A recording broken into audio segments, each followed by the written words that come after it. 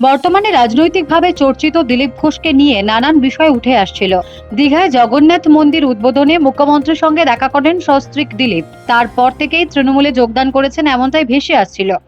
21শে জুলাই নিয়ে এই চমক থাকবে এমনটা শোনা যাচ্ছিল দিলীপ ঘোষ ও তৃণমূলের অন্তরে। দিল্লিতে ডেকে পাঠানো হয় দিলীপ ঘোষকে। সেখানে বিজেপির সর্বভারতীয় সভাপতি জেপি নাড্ডার সাথে বৈঠক করেন। আজ 21শে জুলাই কোন মঞ্চে থাকবেন সেটাই দেখার ছিল। তবে সকাল থেকেই খড়গপুরে দেখা গেল দিলীপ ঘোষকে। কনকদুর্গা মন্দিরে পুজো দেন, পাশাপাশি শ্রাবণের প্রথম সোমবার তাই শিবের পুজো দেন, সেই হোমযজ্ঞ করেন। তিনি বলেন, কি চাইলেন? এখানে 16 দিন ধরে বিশেষ পুজো চলছে।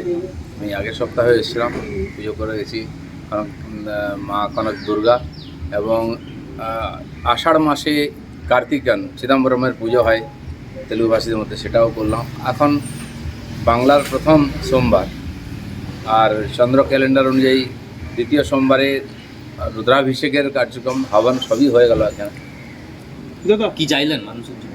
বাংলায় শান্তি আসুক, সমৃদ্ধি আসুক, সমস্ত বাধা দূর হোক, কেটে যাক এই উজ্জ্বটিকা, এটাই চাই। আপনি দিল্লিতে ইচ্ছে প্রকাশ করেছেন, শুভেন্দু অধিকারী ও সুকান্ত মজুমদার ক্ষোভ আছে, কিন্তু আপনি তৃণমূলকে নিশানা করছেন। কাহি পে নিশানে কাহি পে না জানে। নিশানা তো আমরা তৃণমূলকেই করব, কারণ আজ পশ্চিমবাংলার যে দুর্দশা, খুন, ধর্ষণ, লুটপাট চলছে, এটা টিএমসি করছে। তো সেই জন্য টিএমসির বিরুদ্ধে লড়াই আমাদের চলেছে। মানুষ বিশ্বাস করেছে বিজেপিকে। আগামী দিনে সেই লড়াই চলবে। যতদিন পর্যন্ত এই সরকার আছে তার বিরুদ্ধে লড়াই করে আমরা পরিবর্তন করব। বিজেপির তো আজকে কর্মসূচি রয়েছে উত্তরকন্যা অভিযান, বিভিন্ন কর্মসূচি চলছে, কংগ্রেস করছে, বিজেপি করছে, টিএমসি করছে। আগে টিএমসির মনোপলি ছিল। তো এই যে ড্রামা করে ওরা শহীদ দিবসের নামে ডিম ভাতের প্রোগ্রাম, এটা তো আর চলবে না।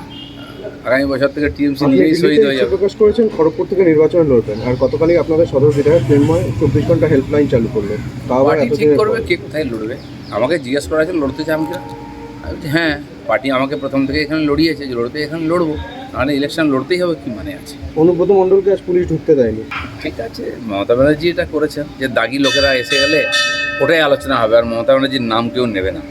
কতজনকে বাদ দেবেন? তাহলে তো পুরো ডায়াসটা ফাঁকা করে দিয়ে ওনাকে একাকেই বসতে হবে, আর কেউ আসতেই পারবে না, কারণ পুরো পার্টিটা তাই দাগি হয়ে গেছে।